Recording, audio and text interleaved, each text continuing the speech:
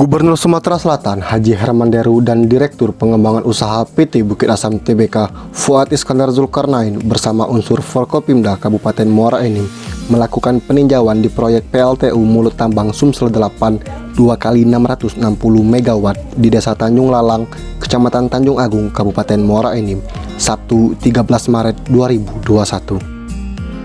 Berapa investasinya Pak ya? Itu 1,68 miliar dolar. Insya Allah Maret tahun depan kita bisa beroperasi. 1 tahun dari terhitung dari sekarang. Betul.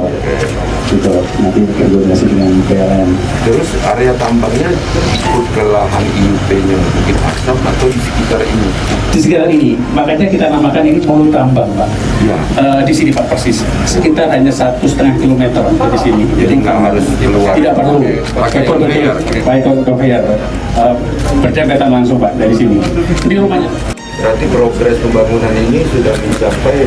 Insya Allah kalau hari ini kurang lebih sudah mendekati 3/4 Pak. Per akhir Februari 72 sekian persen ya. Jadi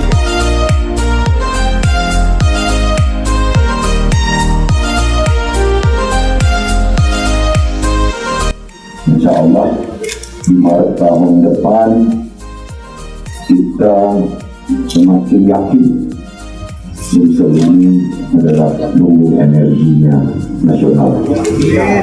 Kondisi existing saat ini, suplai listrik sepulau Sumatera ini sebenarnya sudah disuplai oleh Sumatera Selatan.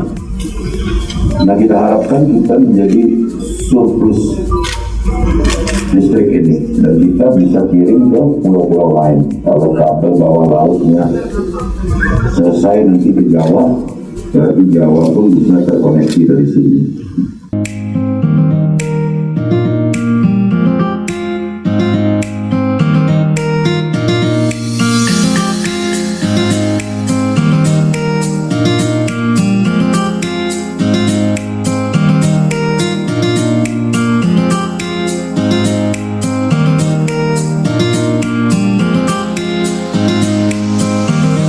Dari Humas PTBA Bukit Asam Expose melaporkan.